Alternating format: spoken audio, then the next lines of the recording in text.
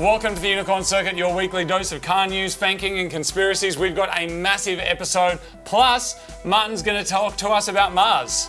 We're going to outer space. Oh, no, not at all. No, I'm talking about chickens. Oh, are we? The theme of this week's episode I is thought we were chickens. going to Mars. It's probably going to be similar size or length to what it usually is. The last one was massive, and man, did it get deep. It got big. Yeah. And it got deep. We should always make sure we eat.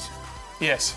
No, maybe you should not eat, because hungry. Stay hungry, is that a thing? I think that's a thing. Stay hungry, man. Everybody, we do have an incredible deal going on right now on the Mighty Car Mods website, where if you spend $40, you will win a lucky dip. You may win one of the things that is on your screen right now. We've got stuff from Quadlock. We've got stuff from Super Cheap Auto. We've got stuff from Ryobi, and a big shout out to Ryobi because they have sent us a bunch of their impact drill and drive sets. Plus, my personal favourite. We're really excited about their USB inspection light kit. It's a new range of USB powered stuff that they have. We have been using it almost daily in Super Garage, and they heard about this and said, we're going to send you a bunch of stuff to give away to all of your people. All you need to do, go to the Mighty Car Mods website. There's a link up there. There's a link down there. Spend $40 and you will get a prize. It could be a toolkit. It could be some Mighty Mods merch. It could be something from Ryobi. We've got gift cards for Super Cheap. It's just a bonanza. It's a bonanza. Speaking of bonanzas, we're getting straight into the news because we are a proper highbrow news establishment. We are, Martin. We're not.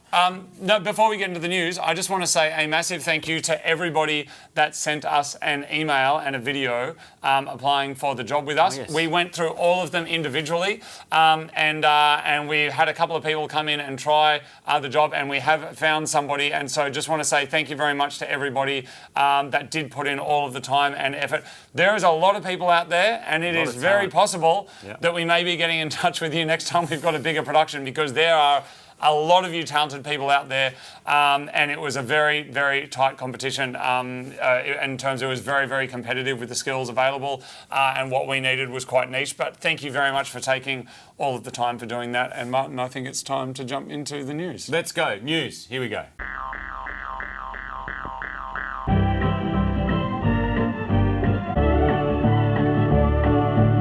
First up in the news today, the Mighty Car Mods Daihatsu Midget 2 is available, and it is up for grabs. We have just listed it up on our website. It is not $1,000, but it is a $1,000 deposit. We have dropped the price. Anyway, that car is available right now. Let me quickly explain to you how that works. It's sitting on the website. If you want to buy it, it's listed as one available, which is $1,000. That $1,000 buys you the right to then pay the rest of the remaining fee to own the car. Someone did buy it and they thought it was $1,000. We tried to make it very, very clear that that was a deposit. It is a deposit. It's available right now. If you click on it and it says it's sold out, that means someone already bought it. Means it's gone. There's a lot of Midget for the money. It's got a 1 litre, it's converted, it's got a Haltech in it.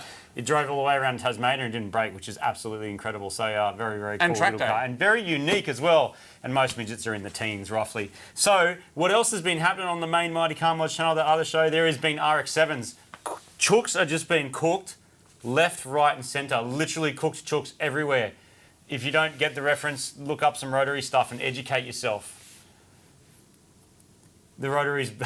I'm not going to do that. Okay, the RX-7, which is the FD that we got in Japan back in, I think, 2022. Turbos and Temples 3. We road tripped around Japan. It was freaking amazing. I absolutely loved it. It was great. Made no power on the second turbo. Hard to realise at the time. We didn't have a dyno. We were kind of driving little back roads and stuff, but basically made boost and then just kept making power, but didn't add any boost to the power to make it make lots of power. Does that make sense?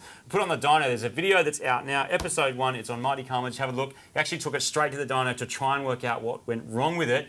And we are continuing later this week into the deep diving into what's wrong with rotaries. Might need a little bit of help. That video is going gangbusters, by the way. People are just loving it. Rotaries, man. People are just loving rotaries. Yeah. Absolutely loving it. I'm loving rotaries.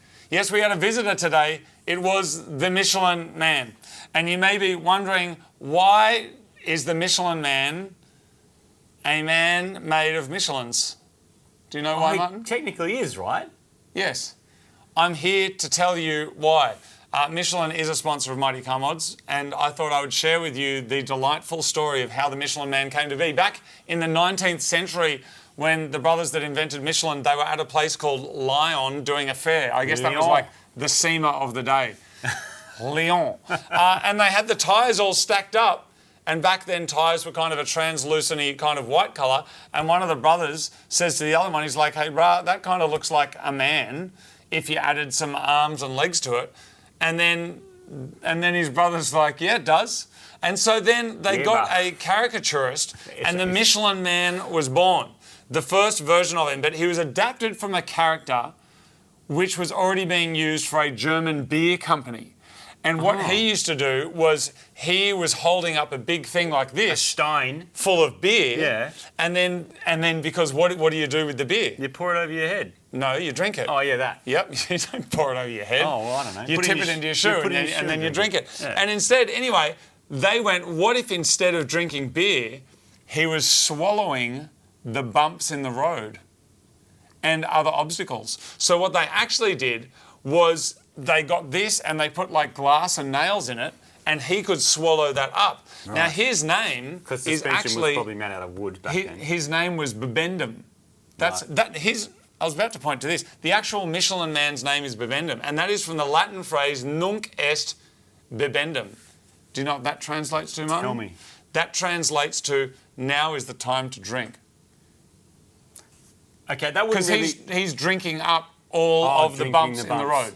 Anyway, that's why he looks like that. He's got a bit fitter over the years. He has actually. And anyway, he came to visit this week and dropped off these tyres for an upcoming project. I'm very excited.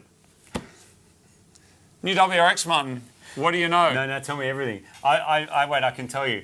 It'll probably look similar to the old one with plastic bits on the side. Yes. Plastic bits still? Yes. Okay, so we've got the plastic bits for a while. The plastic bits are not the same colour as the body. Is that correct? Yes. Okay. It probably says TS, anything but STI on it. Say every combination of letters except STI. Do you know what TS stands for? TSI. Do you know what TS stands for? What? In Subaru land? What? Do you actually know? Oh, tell me.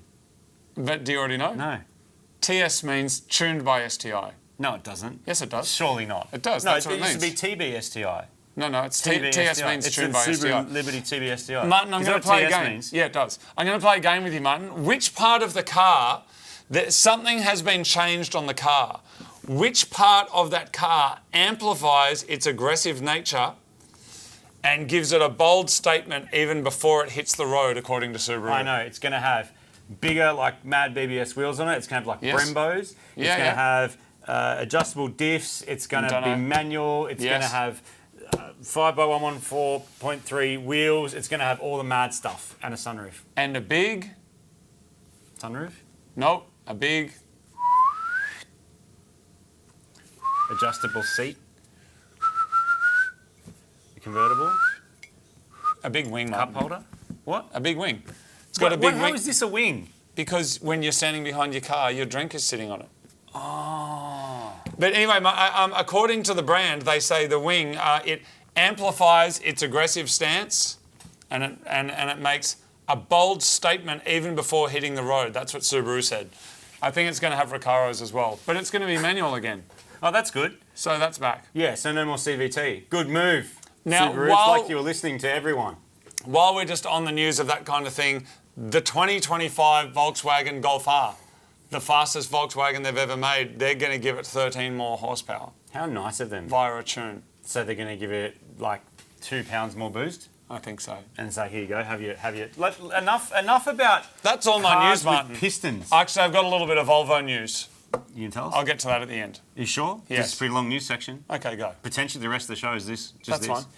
Fine. Let's talk about rotaries, everyone. Oh. So, there's no. I'm going to show you this. This is like the RX Vision /SP thing. Now, this is all through the news. They've been throwing around the idea of a rotary-powered coupe for a long time now. That looks like a cross between a Maserati and a Ferrari. Yeah, but you can instantly tell that is like concept car because some stuff always looks wrong. Like the wheel track always looks wrong. The back's always really pumped with massive guards and big wide tyres, and the front's really narrow. We know that never happens. You know, it always ends up roughly square. The other thing is, Mazda made its last rotary officially in 2012, was the last RX-8. And since then, there's been no production rotaries until we got to this new hybrid charging thing. But in the meantime, you also had people that were saying, we will do another rotary. The Mr. Nakayama said the concept is not just one of those empty show cars. It's been designed with real intent to turn it into a production model in the not so distant future. That's a pretty safe thing to say, isn't it? In the not too I distant don't know future, what that means. we're going to make one that's not. Like, do you think that looks cool? I think it looks great. I think it looks cool. This photo here, this is a picture of the generator system that they're talking about. I love it when they make these sort of illustrations. It's very cool. Like, doesn't that look sick? I know that's not actually like the engine pulled apart, but whoever does those drawings, I reckon is mad. Anyway, you can see it's basically a rotary engine on the front, or at least one housing, and then sort of generatory stuff behind it to create the electricity for the batteries. But basically, they were saying, the guys at Mazda were saying, we are 100% going to have a rotary back in. They got pulled off the market for emissions reasons back in the day mostly, and so they kind of said the second we can make it make sense again emissions-wise, we're bringing rotaries back. Now, they've been talking about this back and forth for a while. I saw news articles from 2016, 2019, 24 and 25 that all said the exact same thing. Oh, right. So I'd love to tell you that there's like some new breakthrough news, but it's kind of always been the same thing. But Mazda, it's in their iconic red. We've been talking about this for ages. I really hope it actually happens. And they said in the background they've kind of been continuing to work on the technology for the whole time because it's one of their signature cars. I believe it actually is one of their signature cars. Yeah, I What's one of the coolest Mazdas ever made, and almost guaranteed it's going to be either a rotary or maybe an MX-5. But that's pushing it. Unless you like convertibles, because convertibles are awesome. Pushing it. We'll get to convertible rotaries later, don't worry. Martin, I got some emails from some more people from Volvo. Still no Volvo head office Sweden. But as we reported last week, we did hear from Volvo in Australia. And I've since heard from somebody who said, look, if Volvo doesn't actually contact you, I work at Audi over there, and we'll see what we can do. I got an email from Audi as well. Did you? Saying, yeah, like come out and check out all our big watches and stuff. Watches? As in, like, come to an event. I imagine everyone there has big watches. Oh, has a big watch. My okay. watch is reasonably sized, so I don't know if I'd fit in. Anyway, there's been a number of Audi. people that have written to us and said, hey, I'm from Sweden and I've got Volvos. It's been awesome. And so... We have read and we have flagged all of these, so if we can make this happen, we're going to let you know, and we should do like a meet. And this person here says, up in North Sweden, there's lots of snow at the moment, perfect for drifting. The sales manager at my local Volvo dealership was, wondering if you'd be interested in doing something. So cool. Yeah, let's make it happen. Martin, I've got one more bit of news because I thought I'd throw a bone to Volvo because I thought the reason I've been talking about them is because I think I reckon they're weird. No, but I want to know about weird, but so are rotaries. No, yeah, and so I think rotaries are weird. Yep. Volvos are weird. Absolutely. Fiats are weird. Yes. Renaults are weird. Absolutely. Renault's just... Alfa Romeos are weird. In a good way. Yep. Saabs are weird. Very. And so but that little weird soup, put it all in there and have a little. Oh, you got it. I'm really interested, which is why I want to know. This is how you sounded before we did the S2000. I thought you were tripping. I didn't even know who you were when you said we need to do an S2000. I'm like, what have you done? Do you remember how disappointing it was when we drove it? After driving, we were down near Olympic Park. Remember somewhere? Yes. And we're like. And we're going, I wonder what all the fuss about, because of course I didn't test drive it first. And I'd been used to driving like boosted S15s, boosted S13. And then, and then I was like, whoa, S2000, this is the moment. And I remember looking over at you and going, is that it? Is that what happens? Yeah. Is that what happens? But some people love it. You can make them quick. The weird car soup. You had a single flavour weird car soup. Like if the S2000 is the tomato soup of the soup world. Yes. And you, right before we did S2000, which I'm glad we did, because if you hadn't done that, we might not have done MX-5 stuff. And you haven't done MX-5 stuff, might not have turboed it, might not have hung out with Al, might not have done lots of other cool stuff. So the S2000 holds an important place. So just your soup here, that soup, you never know. You never know. But anyway... He really wants to talk about someone else, doesn't listen to me, but talk about my soup. No, it's Volvos. This is what I think is interesting for what I consider a weird beard car. You would think, how do you think sales are going for the weird beard brands? Terribly. So Volvo Cars had a second consecutive record-breaking year in 2024 with the highest amount of retail sales and revenues in the entire company's history. What do you put it down to? The company sold just its pure electric cars. They sold 175,194 fully electric cars, an increase of 54% on the year before. I know why. Big electric cars are going to be a thing. Kia EV9, big electric car. It's actually a thing. Regardless of what you think it looks like, there's been this micro segment of electric cars. Volkswagen's about to do a really small little ID1 buzzy something thing that's a cheap electric car. not many people since the Tesla Model Wing, DeLorean Wing one, the flap thing. Since then, they've done the Model 3s and Model Y, but they haven't done big stuff. Volvo is doing big electric stuff, and I reckon people, particularly in America, I reckon they want it. Oh, do you reckon the sales are going to America? I thought you were about to say the sales were in Scandinavia, which would make sense because, as we spoke about last week, sales of Teslas and some other electric vehicles have just dropped. So the market, like, is that because of Musk going to Mars? Did he really go to Mars? The rumor is that he's from Mars. Okay. Well, are we talking about this today? Trying to get home. No. We're talking about something massive, something huge today. I think that's all the news. No, that's not the news. We've got heaps more news. Sorry. I want to talk about another rotary thing. Oh, okay. Because this joins the two worlds. I just want to show you this photo. Now, what are we looking at here? That's Rob Dahm's big engine. So that's an MX-5, which is a convertible, which means straight away everyone understands each other because convertibles are life, as we've discussed over and over again. And convertibles also beat minis. That thing that's in the front, that's a 12 rotor. So normally a rotary engine has 2 rotors, sometimes 3, occasionally 4. That's a 26. People have gone nuts with them and done more, right? 4 rotor usually is where people stop. This is a 12 rotor. This is nuts. This is 12 rotor, and they got it started, which is very, very cool. So we've been talking to Rob Dahm for years, and I asked him for some help with my rotor, and he said, sure. Is the spoiler? I think you might have put 2 and 2 together by now. Oh, okay. He's in the next episode of Mighty Car Mods. That's right. Rob Dahm was down here late last year, actually, and there's a bit of the RX-7 stuff, because this RX-7 stuff I've actually been shooting for over 2 years. That's how it goes sometimes. But Rob Dahm did drop down and did give me some tips on RX-7, so that's coming out later this week, probably Thursday or Friday this week. There is an episode dropping where he's going to run through and educate both of us on all rotary things. But this is exciting because at the moment this just went on his channel, and this is a 12 rotor in an MX-5. Now, a combination of your worlds, Martin. Go and have a look. I mean, functionally, I'm really not sure. Just from it didn't run in the car though, did it? I think it ran, but it didn't turn wheels. No, I don't think so. But I mean, that does not. I mean, it's Rob Dahm. Anyone who knows him, it's probably likely to at some stage. Yes. Anyway, wait, one more.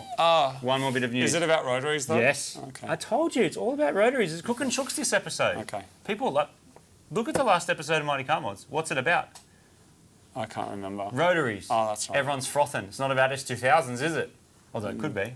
No, I hope not. Yeah. All right, what do you got, Martin? This is the Mighty No Rod shirt. I'm letting you know this is available for a limited time now because when the rotary videos are over, the shirt's gone. Mighty No Rods. Oh, it's a limited time drop, Martin. Limited time. It says Mighty No Rods on the front, on the back. It says no pistons. Rotaries only. Do you know what someone could do, Martin? They could go to the link and get the T-shirt, and then if they need to add anything else to their cart to make $40, they could add a sticker or a little air freshener or something, and then it will automatically put the free thing in there, and they will get a free thing. So a lot of our shirts, we have them for a while, and then we sort of cycle them out, make some new stuff. So this one, I always said once the rotaries are done, so's the shirt. So it's your last chance. Click on the thing. Maybe you'll get a little extra prizey type thing. Well, anyone who buys that will get an extra prize thing, which is pretty cool. So jump on, have a look. I've got so much more rotary stuff, but I will shut up for now. That is all the news. Let's move on to, is that even legal?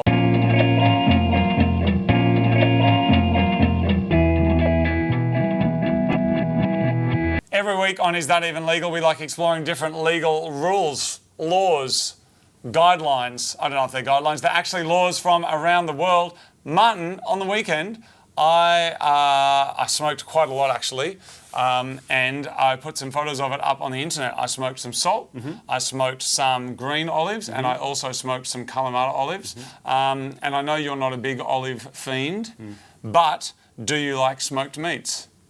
Yes. Yes, aren't they delicious? Yes. Yeah. Look, here's a photo of what I made. There it is, a little jar of deliciousness there. I smoked chilies and I smoked garlic. Did you leave the smoker on the whole time and just keep chucking different stuff through? Yes. Okay. Yeah, and then check it and then turn it. When you're smoking salt, you've got to make sure you keep flipping it because like with the veggies and meats, the smoke gets all around it. With salt, it kind of makes a crust on the top. And you can tell because when you have a tray of salt, it's all white, brown on the top, then you've got to mix it around and keep smoking it. Smoked salt is absolutely delicious. Anyway, Martin, along inside the same kind of world as smoked meats and smoked other foods are pickles. Do you like pickles or not? I love pickles. Do you really? Yeah, which is weird because I put them in the same category as olives because olives are like a lot of flavour per mole. Like they're a small thing and to me they're just too strong and salty and weird like anchovies, same thing. But pickles are just south of that and because they're a bit vinegary, usually, that kind of works. Okay. So, Martin, do you like Connecticut. Have you ever been there? Yes. Have you? I love the name. Have you been there? Connecticut. Have you actually Why is been it there? Connecticut? Is the T silent? No, Carolina. Have you actually been there? No. You haven't? No. But let's pretend you It like was the it because we like Carolinas, America. which is where the Reapers are from. Yeah, America's Okay. mad. What? Yeah. And do you like pickles? Yes. Okay. Now, if you were in Connecticut and you had a pickle and you were eating it and you were about to bite it, but it fell out of your mouth Yes. and went like this on the ground. A slappo. Yeah. Yeah. How would you feel about that? Horrified. Yes. No. Bad. It'd be bad. Good. Yes. Yeah. Illegal. What? This That's is illegal. true. A pickle had. A pickle must bounce when dropped from the face. Mutton. What? I did my research about this. Okay. And this is Just like my conspiracies. No. This time I actually went to the Connecticut Public Library portal. Okay. And I read the original source material. This shit is real. In Connecticut, your pickles must bounce. So if you chuck them on the ground, they have to bounce back. And here's why. And I'm quoting from the actual pickle law of Connecticut of 1948. I'm here for it. Are you down for this story, I'm by the gonna way? go. Because No, this is the best thing that's going to happen There's been a whole in lot of these today's... stories, and mate, the story that's coming, you need some credits. But I want my credits for my story time. Because this is about to be story time. Don't get bored in my story time, and I won't get bored in yours. It's a trade. You're not just appreciating me for what I'm doing, you're accounting the time. So my time is only to allow you allocation to talk more, not so you can enjoy my story. No, it's because you looked a little bit bored in the other bit about the rotaries. It's a bit boring. Nah.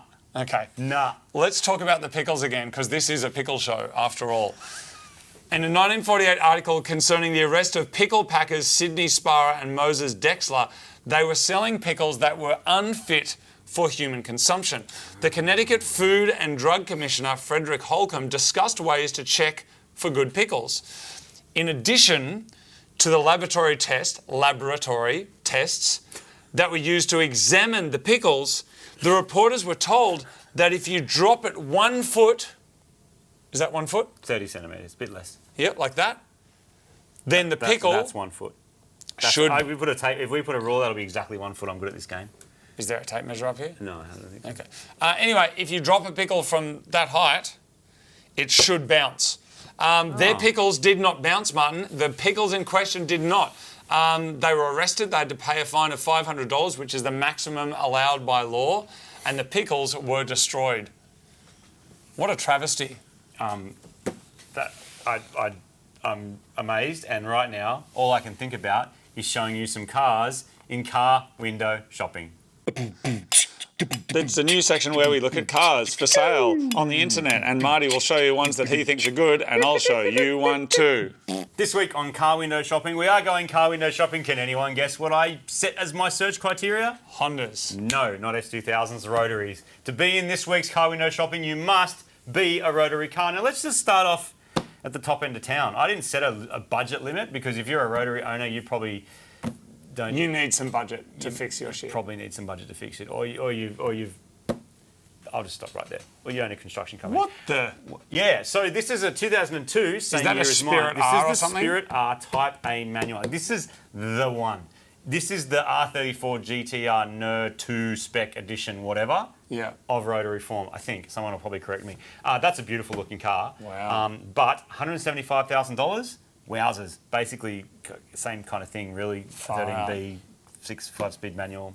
Anyway, we're going to come down from there. This is a 1995 SP manual R. So this is also a special one for $132,000, but also 260,000 Ks.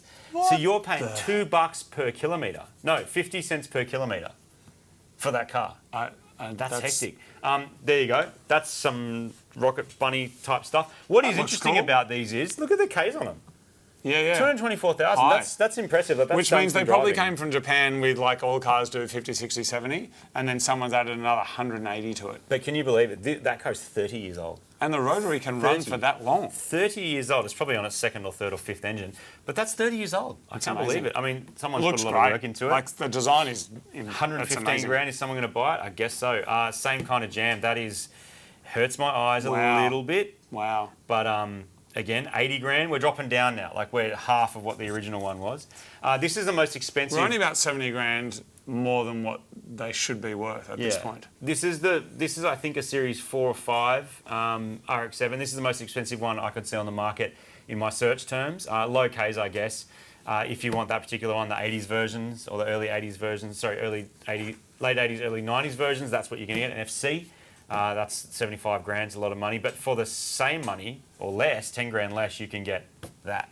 Which looks a lot like what I've got. That'll be a Series 6 or 7, $66,000. Now, I did look at these back when I bought my Evo 10. I was actually tossing up between an Evo 10 or a blue FD, and they were 30 grand. Wow. And so that's exactly double for pretty much the same car. Interestingly, also, there's some for big money here as well. My cousin used to have one of them. It's one of the first fast cars I used to go in down in Melbourne. grand. And it had a little mad shift light that's down here. It has just a little red light. Yep. These for the time were fast, as we discovered with my one. It was slow at first, but yeah, eventually it was kind of fast for its time. But I'm also pretty surprised that these things are still at 65 grand. That's got to be very, very original. But is it worth that? 7,500 Ks. If that's original Ks, that's some big money. That's pretty amazing. I don't know what's going on with the wheels.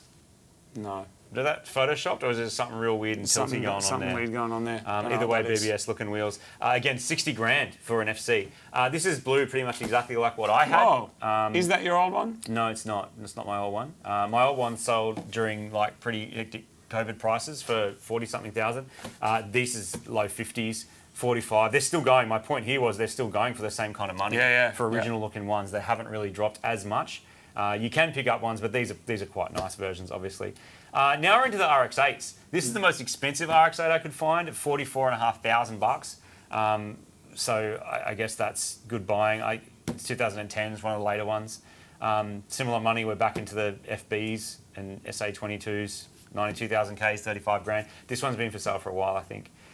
This is kind of more reasonable. I think that looks kind of cool. Yeah. That's like a weird in-between FC it's and FD. It's like a GTO a little bit. Don't you reckon it looks a bit like there's some FD vibes going on here? Yeah. You can definitely tell that's what was going on. Again, RX-8s in the 20s.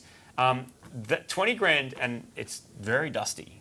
This is a bit, it's supposed to look like a barn find, I suppose. And this here is the two of the cheaper, better value ones I found. So this $7,500, that just tells you straight away also what good photos do for your ad. Yes. You just see that and go, wow, that looks really clean. 7.5 grand's reasonable. Or you can get that coloured one. Don't know what's going on there, if that's a wrap or an original colour, for 10,000. Or the cheapest one I could find was 4.5. So if you're daily driving an RX-8 and the thing still works and you're selling it for $4,500, I guess that's a good deal if you're really into your rotaries. So you get a whole car for that? Yeah, assuming it works. And wheels and everything. Assuming it works. Because what I found, I didn't know it was the rotary thing, but for half of that, for $2,000, I found this, Martin. SSR Integral A2 signed by Moog from Mighty Car Mods. Yeah. Now this is what it says. Did you sign someone's wheels? And then they put it on Facebook? I think so. It says, I haven't put anything on top of the signature in fear of losing it. No clear coat. Up until now, I've displayed the signed wheel inside my home office. They're the exact same set that came on Moog's 180SX. What? Which? What do you mean? Oh, there. Actually, there's me and my car. And you. They're actually your wheels? I think so. I wouldn't have signed my own wheel, though. Maybe when you sold them? Yeah. We do sell stuff occasionally. There's not enough space. Some of this stuff has to go. Yeah, maybe we sold them and then signed. But what I'm saying is I wouldn't have signed a wheel and then driven around on it because that's a bit weird. But anyway, that's available for $2,000. It looks like I signed one wheel and not all of them, but you get a whole set.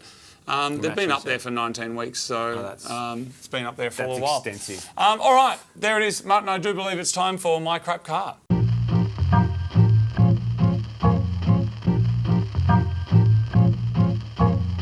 My Crap Car is the delightful segment where you send us a video of your crap car. You can send the videos into mycrapcar@theunicorncircuit.com. There's an email flashing down there below and down there a description. Martin, believe it or not, it's not a rotary. We're looking at a Volvo. It's a 1997 Volvo 850 CD wagon owned by Dom in the UK. Wagons are where it's at. Moog stickers. People represent. Manual. Oh, good. Exhaust stolen, then replaced. Sounds beefy. Get your Volvo on. Let's go. Hi there, Unicorn Circuit viewers. This is my crap car. It's a 1997 Volvo 850. It's the CD edition. I bought it the same wheels that you can see on the T5 model. The CD model comes with a full leather interior. Mine's got a manual gearbox. It's the famous 5-cylinder engine that they're all renowned for. The only upgrades I've really done since I've had the car, which is now 10 years, is the wheels and brand new set of tyres all round. The exhaust got stolen once, so I had to put a new one of those on. But that's all the sort of maintenance I've really done to it. I run the moose stickers that are quite famous. It catches people's eyes. Even though it's now quite a rare car, there's only nine of these left in the UK on the road. This car hasn't actually moved since September last year, September 24. It's now late February 25. So usually I just reconnect the battery, turn the key and off it goes. It's done non-stop trips to Scotland and the south of France. It's my crap car. There you are.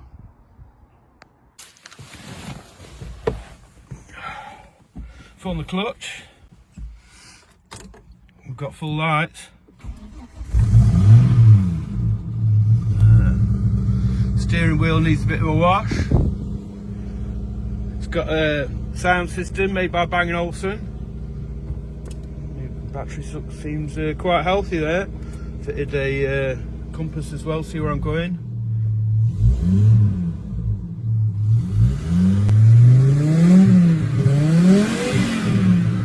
There you go, my crap car. Let's see what it's like out on the road.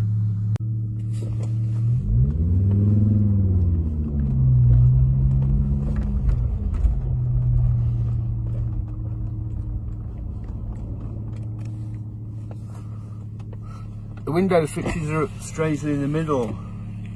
There goes some cyclists.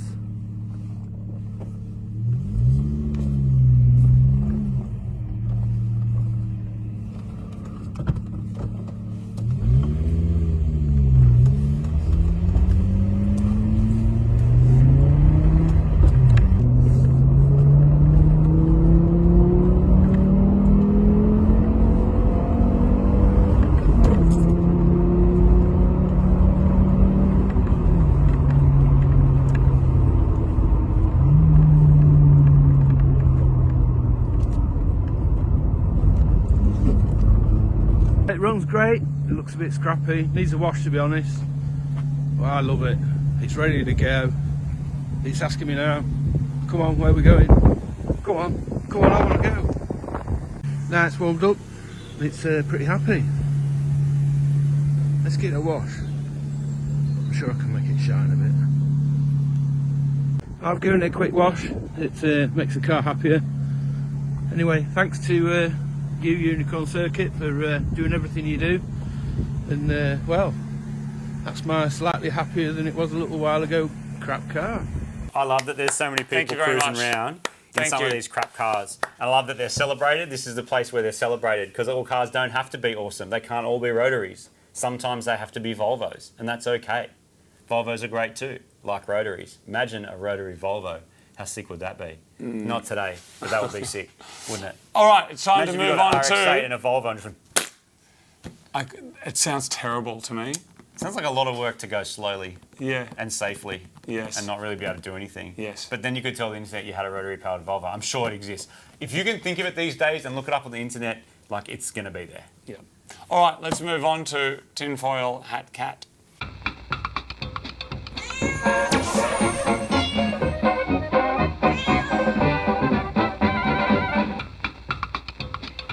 This week on Conspiracy Tinfoil Hat Cat, we're going deep into an Australian conspiracy that's been an Australian conspiracy for a long freaking time.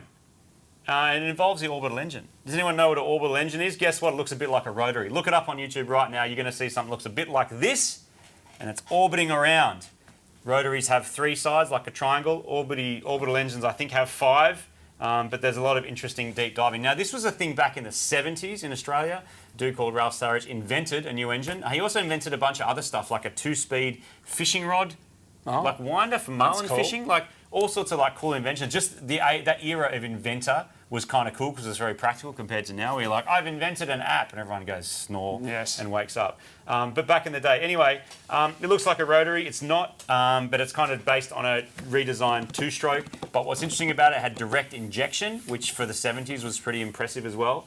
And the idea was it was so light and compact you could take a spare engine with you in the back of your car, and if your engine broke down you would just go and grab your other orbital engine and put it back in and then keep driving. I love that because it's not like I've invented an engine that won't break. Yeah. It's I've invented an engine that's easier to replace when it breaks. Yeah, and so the dream with the orbital engine was it was going to be more efficient. You had 5 combustion chambers, which was equivalent to like a conventional sort of 6-cylinder engine. So think about that in terms of torque. Much like a rotary, you had to rev it real hard to make the power, but didn't have the same drawbacks with the wearing of the apex seals and edges because it was like basically a different design. But it did have its own issues. I'm getting into the conspiracy, don't worry. It did have its own issues. It was a hard engine to cool down. Because with all these things, they generate heat, and you do have to remove that heat, which is why you got a radiator, unless you're a Porsche. And so that it never actually made it off the bench top and into a car, even though it was a pretty fantastic idea. Now, this happened back in the 70s, and it was part of like folklore right into the 90s. There's a whole bunch of corporate stuff I won't get into about all the different structures and investments that the government made and all that sort of stuff. But the conspiracy is... Here we go. The orbital engine was shelved by a cabal of rotary enthusiasts and companies who like triangles more than pentagons. Is it a coincidence that the engine was pentagon-shaped and it got shelved? No. The Pentagon orchestrated it because they didn't want an engine that looked like their freaking building. What? What? Why are you laughing? Think about it. I believed you until the last couple of words. What do you mean? I believed them shutting it down. I believed that rotary was going to be big. But the I Pentagon. believed all of, yeah, and I was on board until I found out that the problem they had with the engine was not because it was going to somehow supersede an existing arrangement that the government had with some oil tycoons and car manufacturers that would somehow steal all of the foundations out of that and ultimately take their money. No, it's because they said, that engine looks like our building. Can't have an engine that looks like a building. Let's shelve it. What if the engine got bigger and more famous than the Pentagon and it was a pentagonal engine? That would not be good for business. Who's in the Pentagon? Elon Musk? No. Who's in the Pentagon? Donald Musk? No. Who's in the Pentagon? Do you know? Yeah, Elon Musk. No. The CIA. Oh, isn't that where Elon Musk lives? What did you just mentioned literally 10 seconds ago? Yes. Oil companies, tycoons, all that sort of stuff. Who props them up, dude?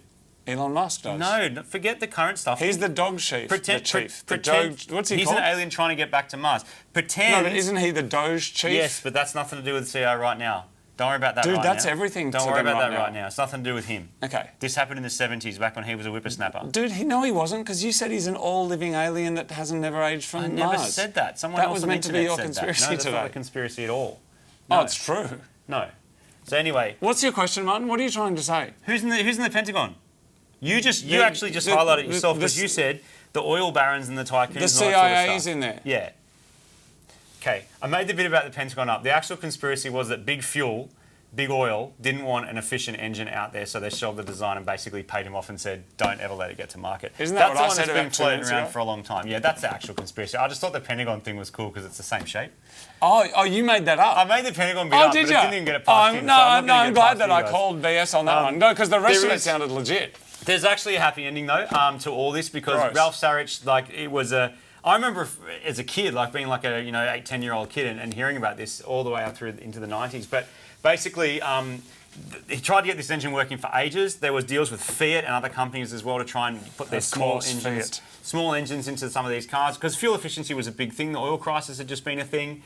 And obviously rotaries had some advantages. Just go down to Sydney Dragway and look at all the rotaries that are going real friggin' fast. Like there's a thing here.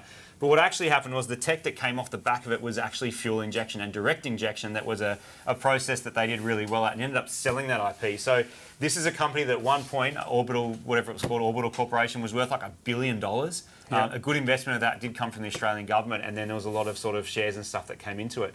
Ralph Sarich, as far as I know, from what I can see, is also still alive. He'd be 86 now, and just living it up, I think.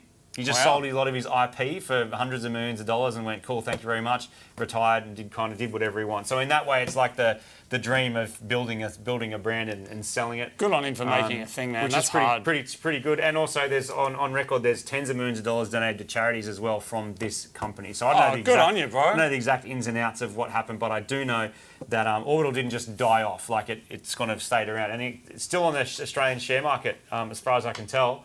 Not what it once was, but it's still there. So Orbital's still happening, and apparently they're still making inroads into high efficiency engines for stuff. Synthetic fuels, high efficiency engines. Watch this space. If that actually happens, you're going to see heaps more news about it, heaps more cars coming out, and you're going to see hybrids with like zero emissions and all this sort of stuff that's coming.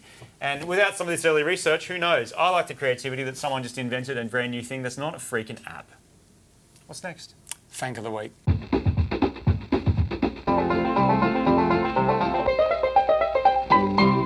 Fanking is the delightful art of recontextualising a product's name by taking a photo of it down near your crotch, and this week we've got some crackers going on. So well done to everybody that sent us something in. We're just going to dive right into it, Martin. I'm keen. There were a couple I couldn't put on the show. That does happen. And they were just too filthy. No, fine. And then I thought, I wonder if it's just me, and then I saw some comments, and the comments were like, that's filth. So I just, but we're getting the best of the rest. Here we go, Martin. Main anus beef is on the menu. Yep. Good job. Well done. Yep. Taste? Great. What's the sound of that? It says, satisfy your cravings. Oh, good. That's pretty good. That's two-ended action right there.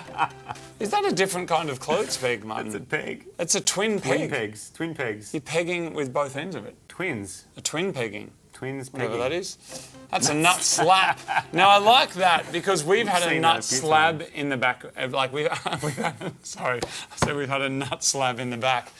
And we've had a nut slab before, but I don't believe we've ever had a nut slap. So well done. Good job to you for sending that through. Martin, we got the stretchy wiggly worm. Do you think they're edible or is that a toy? I don't know, man. I don't think you meant to eat that stuff. I don't know. PP. Very good. Well done. Good job. Yeah, we see a lot of pump water bowls. Well done with that one. Nutworks. Great.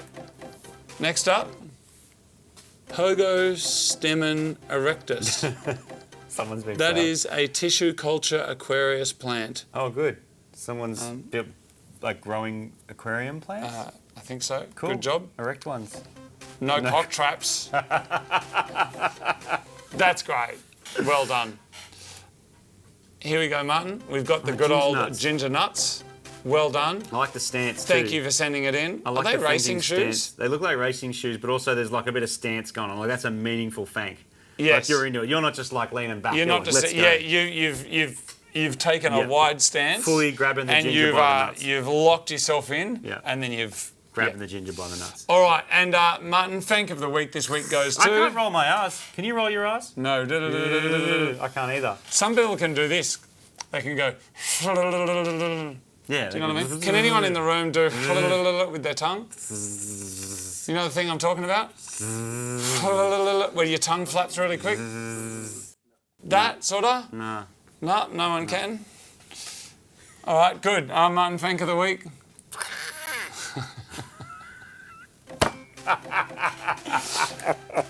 There it is, Martin.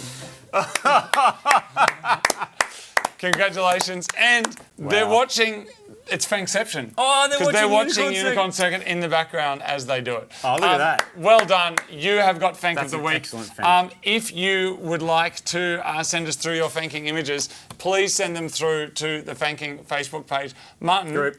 we're now going on to, we've got story time this week.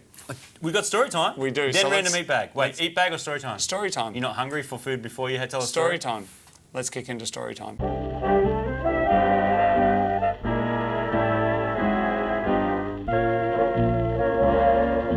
Last week on the show, we asked you, without the assistance of AI, to try and come up with some descriptions of what exactly this shit show is, and you have absolutely delivered. So we thought that we would kind of Let's read some. we thought that we would try and go through some of the ones that have been left. Here we go. This one's from Rig Parenty. 2 blokes, 1 camera. It's usually an hour long with a medium chance the hosts talk about cars and a high chance they ramble about something completely random in the effort to annoy one another. The Unicorn Circuit is a window into the minds of two middle-aged Australian friends, middle-aged, technically, I don't know, as they attempt to provide useful information about the automotive world. Sometimes they forget about the automotive bit, but manage to entertain thousands of people across the world who have put up with their shit long enough to find them funny. That's great. I like this one. Unicorn Circuit's a show where two Aussie mates genuinely have a good time winding each other up and waste the interwebs. It's a very entertaining and mostly structured and well-produced way. A waste of the internet, and we wouldn't have it any other way. Oh, that's good. That's very kind. A show where Marty is passively aggressive and Moog is actively aggressive. That's excellent.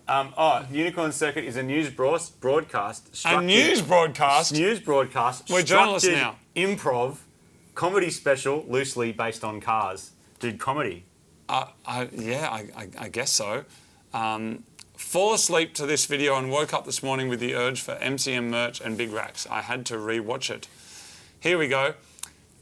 Unicorn Circuit. This is from Benfield 455. An off-piste, supposedly weak...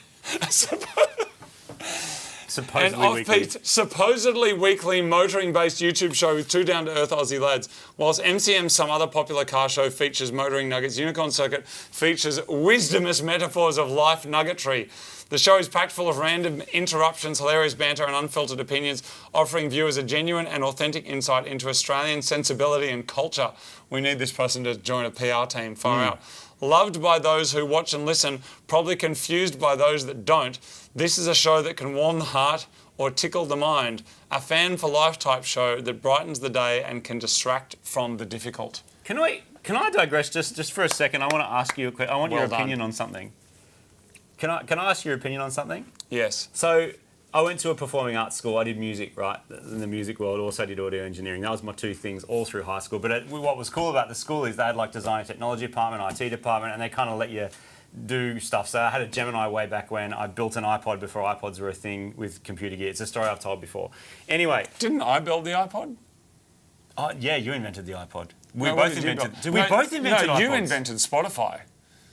Yeah, actually. Is that, you made a computer system that could go in the back of the car with lots of music so that you could do it at once. So you were limited to 16 tracks. But I'm the one that made it transportable. You made it with portable. A car battery. So I can't even, it's like the car. You're basically... No, I invented the musical version of the car phone, and you invented the mobile phone. But you couldn't ring anyone. No, mine was just portable music. The music... That's what I meant. What? The music... You did a reverse Steve Jobs. Did I? You invented a portable music player. Yes, that couldn't call anyone. And I invented a portable music player with wheels. That's called a car. Yeah. Okay. No. What? Martin, no, because some people out there actually really care. Martin invented a system back when you had either one CD or one cassette, or some people had six stackers. Some, but they were very Marty expensive. invented a system for digitising music and running an actual, it was a PC, wasn't it? Yeah. Running a PC in the boot of your car full of digitised music that would then connect to your car's stereo, It's worth right? mentioning that at that point, assembling parts of a PC to even make it play music in the first place was not as easy as it is now. So now you can get Raspberry Pi things that would play an MP3. Back then it was very difficult. And what I did, just to clarify, is got a CD-ROM from a computer which you could buy for like $2, yes. but it was one that you could hit play on, and then just stuck a car battery on it and some headphones. And I called it the iPod. It actually worked. It actually worked. I remember us being blown away, being like, oh, is this actually a thing? Voltage regulator? I remember dancing around your drive. Oh, that's right. And you did the smart stuff. That's kind of like what we do now. Yeah, sort of. Anyway, so I went to a performing arts school. So did music, did audio engineering, did the whole thing. Anyway, and I played in bands for a long time. He played in my band once as well when my drummer was not well, and it was freaking awesome. Anyway, thank you, Martin. Martin, we need to do a musical. Yeah. A musical Unicorn Circuit. Yeah. So then we'd have to sing it. That'd be awkward. Yeah. Not necessarily. Other people could sing it. We could we write could just a do the Unicorn music. Circuit musical. Yes. We could write it. Yeah. And there could be spew machines. And there's got to be a ballad, Wasting the Internet. The sad one. Now I'm all alone. Yep. I used to waste it with you, but now I'm alone. You know what I mean? Or something. That has to be right before interval. Yes, that's so right. if anyone needs to go and... No, what the last thing before the curtain goes down is the main character finishes the last line of the song, just drops their pants, and then the curtain goes down. All right. We actually, I don't know you- if you remember, but a very long time ago, we started writing a musical. We're wasting it now, man. We're absolutely that doesn't wasting matter. the I can't internet find now. it. 2008. Anyway, so I went to Performing Arts School. Now, I also, when I finished there, I got some work in the recording studio, and that's actually where we met. But before that as well, this is the dawn of the internet. I had some clue on how to do coding and that sort of stuff. So they asked, can you help us do some website stuff? And I was just doing it sort of as a casual job. It was great. Amongst my other jobs, working at Domino's, Telstra shop, and a computer shop. While also at uni. It was a busy time. So I would have to write up the alumni things where they would say, oh, Nikki Webster, she did the Olympics, and then all these people that Under the southern sky, That one. together in this land, all the people, And now I'm celebration, definitely not alone. and now we're Yeah. not in hand. Exactly. Under the Wow, you remember That's it. actually da-da-da-da-da-da-da-da. You It's a remember very good song. The melody's excellent. I don't know who wrote it. You but remember it? I remember it from the year 2000. Whoa. That was 30 years ago. Whoa. 25 25 years ago. Yeah. Anyway, so I had to write up a lot of those things and put them on the She went to website. your school, right? Eventually, Was she in your class? No. She older or younger Many than you? years below me. Okay. Eventually. What are we talking about? I'm trying to tell a story. Oh, sorry. Story time. Oh, is it?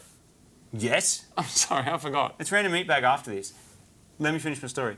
I had to write up the alumni thing, so I talk about all these different people. There were actors and who are on television now, and there's movie stars and there's ballet dancers and dance, and a lot of these people are my friends, which is really cool. And they've had really interesting careers. Some people haven't. They're accountants or lawyers, or whatever. Good on them. But I had to write them up and put them on the page. And eventually someone else started doing it. And eventually that went to Facebook and that went to Instagram. And so every now and then I would see it flash past and saying, oh, this is Johnny's got a role in an acting thing. And The school, the alumni of the school, they basically Yeah. this person trained here and now they're on home and away, or basically whatever celebrating it it, is. saying, oh, isn't this cool that Good. person's, done well with their career, good on them, Great. thumbs up. So Yep, I never good. got one, right? I finished school 24 years ago, something like that. Why would you get one? No Never offense. got one. Well, it's a lot of people that went there, even if they weren't performers, occasionally the school would be like, oh, this person's a Oh, it's just lawyer, an this update of what person's they're a-" doing. Just an update. Okay. A lot of schools So you do don't it. have to win the Olympics. No, a lot of schools do it. Anyway. This morning, ding dong, there was a post that I was tagged in, and I just want to read you the sentence of how it started. Okay. Based on what we're doing right now, Okay. based on the music, based Yep. on the fact that we've written a musical, Have we? based on the fact Is that what we just did? We I've just wrote a played- musical? over 1,000 gigs, playing music, sound engineering, all those things are related, right? As much as we're a performing arts school, our students follow a diverse range of careers. Oh. Isn't that an interesting way to phrase it? As much as we're a performing arts school, But you did performing arts at the school. yeah, and also every day since. Yes. And you've collaborated on hectic bangers such as My Car Goes Psh Psh, Correct. a number of Team Evo classics, Yep. Some songs that are so rude they're unreleased. unreleased Yeah. ones. You got me a bucket to shit in once. Yeah. You're mentioned in there as well, because you're co-host of the popular YouTube series. Oh, good. But as much as they're a performing arts school, that was just my story from today. I thought it was kind of interesting. Because it's like saying, let's think of an equivalent. You're good at this kind of thing. As much as we're an engineering firm, Johnny invented an aeroplane and flew it and invented a new engine. Do you know what I mean? Yeah. Do you get what I'm saying? Yeah, Does but- it sound weird or not? No, because I think if we actually spoke the truth of it, and I think if we said, because performing arts schools are like whatever they are, we do ballet and dance or something, and then this business Traditional. school does whatever. I think if there was a high school that said, we have a wide variety of different courses and curriculum. As part of that, you will learn how to be an entrepreneur, start a business, do social media, whatever, learn how to be a YouTuber, learn how to be this, learn how to manage your own business, do merch, do brand deals, whatever. That school would go absolutely ballistic. And we know, because so many young people, they say, what do you want to do? They used to say, I want to be a pilot, or I want to be a doctor, or whatever that is. Heaps of them are now saying influencers or YouTubers. If that was embraced, I think a school that catered for that, while also doing the HSE curriculum, would go nuts. But I reckon the schools would be scared to actually admit it's actually a really important part of a lot of people's lives now. I met someone a little while ago that's just like, that basically said that he was not a celebrity in the sense of online, but he worked in the HR department of a company that had 50,000 employees. And he's like, they asked me, can you make a video? Can you do a YouTube video? Can you do a post? Can you do it? So even though that is not a really public-facing job, you've still got a person who needs to know the skills about how do you make an entertaining story? How do you film the thing? How do you edit the thing? How do you put it out there? And so in a way, I think if I can read between the lines, even though we're a performing arts school in the way that you think performing arts is playing a fiddle, actually, this person is alumni, and his name's Martin Mulholland, and he's very, very successful, and he's done it in a way that is outside of your realm. But the fact that they put it on there, I don't think is like going, even though we're a performing arts school, yeah, we've got Martin. I reckon it's the opposite. I think you know what it is, actually. I think it's a little bit of, back in the day when we were doing sound engineering mostly exclusively, and also music, probably right before we started working together, I'd get a lot of like actors and directors who would come in, and I say this because they kind of had no idea what they're doing, but they'd come in and you know sound sessions with directors or music sessions with directors, and so how much of a mess that can be. God. So I had a few of them come in who'd be like, oh, this is my big dream and vision, and I'm going to be the next Steven Spielberg and this, that, and you're just a sound guy and shut up and get me a drink and all that sort of stuff, which is definitely, like, that was a thing. Like, sometimes you would have people, often most people you work with in the studio would be really cool, just great people, you get some shit done and you get a good time. Occasionally you'd get that sort of weird, ego-y thing going on. One guy did an explosive dump, and somehow his feces ended up on the roof, and then he asked Marty to clean it up. That's the thing. On the roof. And also just go and get me a drink and all that stuff. But not like just like a, you know, someone's learning and, oh, hey man, would you mind because we're busy just grabbing some drinks. Not like that. Just like, get me a drink. Yep. Set up the mics, get me a coffee, and there's shit on the roof. I did have that a bit, and I think where this might be coming from, this is my own thing, but let's just be open about it because it is story time, is that some of those people got a bit of an alumni kick occasionally who then just did nothing. Of like just either quit or it just was kind of a bit shit and then that's it. But it was like celebrated and this is the most amazing thing. And then I see other people who've literally worked non-stop for 24 years and it's like, nah. Yeah. But that's just ego. Do you know what? There's no. I've been in both There's no fairness in it, and I think regardless of when you talk about luck, and I know people say luck is the intersection of opportunity and ability or whatever. Actually, there is, however you want to define it, there's luck involved in all of this stuff. Did we get lucky? We worked our asses off for almost 20 years doing this show. We've done it consistently. We've remained friends. We've remained honest. I believe we've had really good relationships with the people that we've worked with over that time. Being prepared to do the work when some stuff is hard too. Yeah. But then we haven't become as famous as Bieber or Tom Cruise or Celine Dion or anyone else. We've just kind of done our thing.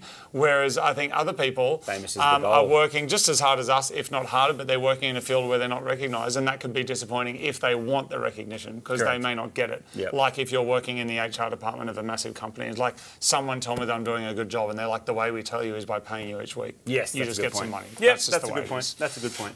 Anyway, I'm sure other people have experiences similar to that, and there's a lot both in, I guess, education land and your working life as well. I'm sure it happens, but yes, there's a lot of parallels I see between people that are successful, and it generally is that sense of getting it done. Are you young enough at the moment, or between jobs enough to answer the question of like, what do you want to do when I grow up? Like you're a teenager or early 20s. By the way, you can be any age to ask this question. You can absolutely flip and change. And many people have gone and done PhDs in their 50s or their 60s or totally changed their life, or they've quit their corporate jobs and they go work in gardening and stuff like that. If you are of the, if you're not employed, or you're trying to find out what you want to do, what do you actually want to do? I'm really interested to know if you'd leave a comment, and we will actively go and have a look. Like, what do you want to do? It's like, I would love to be an influencer, I want to be a pilot, I want to be a chef, I want to start my channel. Yeah. I think regardless of what field you're in, I think we're going to be seeing way more, probably thanks to shows like Shark Tank and stuff like that, like these guys that invented this engine.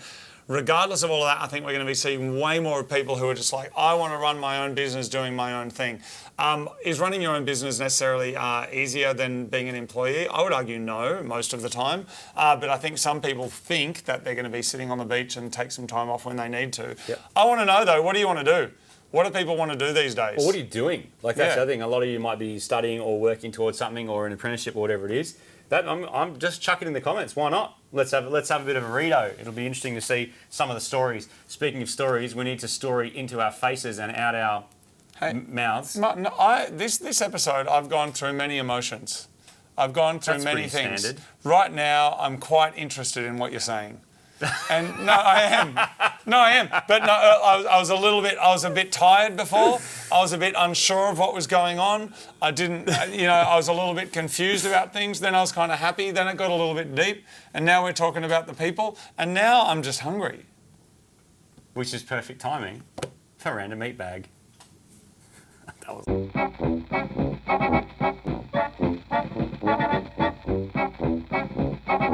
Every week on the show, we like to explore the world's different flavours by eating those flavours. What do you got, Muns? Hello, mate. I'm a unicorn. Oh, God. Come on, man. You need some What do food you as mean? well. What do you mean? I'll get my puppet to punch your puppet in a second. Martin, let's... I'll kick you in the neck. I can kick you in the neck, remember? I remember. He said no, he had an English accent. Yeah. Martin, what do you got? Can he have a squeaky voice and an English accent and then am I being racist? Just to get the chips, In Martin. it. I'll kick you in the neck, you get. Come on here. Right now, let's go. I'm not scared of you. I'll put you. Okay. All right. You want to see where else I can put this? I'm No, gonna- all right, this week on Random Meat Bag we have Rotary themed snacks. That's right. Bok, bok, bok, bok, bok, bok, bok, bok, bok, bok. Chickadees! Get it? Cooking chooks. Cooking chooks. Yeah, does anyone Chickadees are understand classic Australian the snack. chicken reference? Can you explain it, Martin? What do you mean? Why do I need to explain it? For anyone that doesn't know. Okay, so in Australia they have a thing called. In Australia they have a thing called charcoal chicken, and you got to listen to me. No, I won't withhold the chickadees. Have you had these before? Not for about 50 years. Dude, just smell. You can smell the MSG coming off it. Let's see if it's got Smells some like MSG. 612. Is it 612? Yeah, 623? 621 and 635. Oh. And salt and vegetable extract, which can pump it up even more. And then you've got the flavours and the onion and the yeast extract and chicken powder. Does that have a star rating, or do they And just go, spice. nah? I don't think so. I think it's probably negative, as in it burnt. You use energy to. I find the logo slightly disturbing that the chicken's been cooked, its legs have been turned into food, but the rest of it's still unplucked and alive. So strong. It's like chicken salt. It's just literally chicken salt on a bit of On a bit of something. a crispy thing. Says Anyway. they're made in Australia. That's cool. That's good. Cooking chooks, charcoal chicken. It's chicken on a rotisserie. I guess it goes around, looks like a rotary engine. That's how a rotary engine works. Basically, there's chickens inside. You get a barbecue, you add some heat, they spin around, and they make magic happen. So this is our rotary themed snack. Bok, bok, bok. Mum, You rate them? I do. also, Tastes but like wait on. Why do chicken they? Why are they called chicken? Why are they called chook cookers though? Because it looks like charcoal chicken. It looks like it. Thank you for calling the Snack Brands Australia Consumer Contact Centre. Please be advised that for quality and training purposes, we do record our calls with So you. do we. If you prefer that your call is not recorded, then please just let us know. I just want to find out. While your call is being transferred to the first Just tell them we're going to record as well. Thank you. No, Everyone's being recorded. no. I just want to find Oh, out. just hold music. Yeah. Can you recognise it? 'Cause Wait for the trumpets. Ready? Martin, I'm. Are you speaking? Oh, hello there. So I'm just recording a quick little video here, and I'm eating some of your chickadees chips. It says they're proudly Australian made. I was wondering if the ingredients are also from Australia, if you know. Not all of them. So we do get most of our main ingredients wherever possible from Australia, but some flavours at different times of, whenever. There's a lot of different reasons why we might not be able to get it locally. Okay. So we can't say that they're all Australian. Right. Well, I'm glad they're made here, and they're absolutely delicious. Thank you Thank very you. much for your time. Thank you. Okay. Bye. Thanks so much. Bye. And they answered their phone. That's Baked, pretty dude. amazing. All right. Great. Well, there's a phone number. You call it, a real human answers, and they answer your questions. Made in Sydney as well. Really? Great. Or maybe in the Central Coast. Anyway, that's the show. Thank you very much for hanging out with us. What a strange thing.